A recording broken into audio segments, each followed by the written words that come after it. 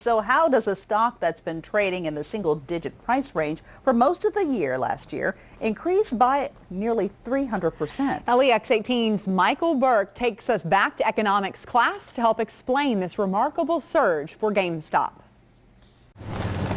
How does a previously depressed stock soar to a price that's turned Wall Street on its head? Now let's all get together and start buying the stock. And it's going to push the stock price up, and it's going to push back against these short sellers.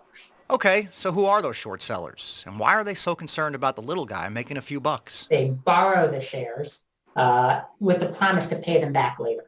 And so let's say the stock's at $100, you borrow the shares, the stock price falls to 50. You give back the shares you borrow, then buy up the same amount at the reduced price. It's essentially hedging their bet.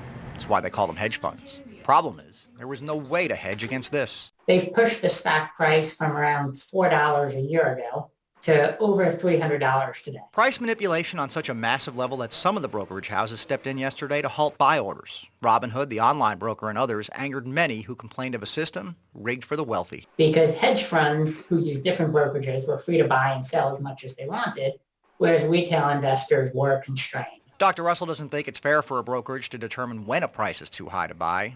He just feels they did it out of necessity. I just think from a liquidity standpoint, they just didn't have enough capital to provide the clearinghouses, and so they had no choice. Now those holding this now robust stock have a choice to make. So if you want to be a smart, stable investor, sell out of the stock, put it in a low-cost index fund, and hold it for a while.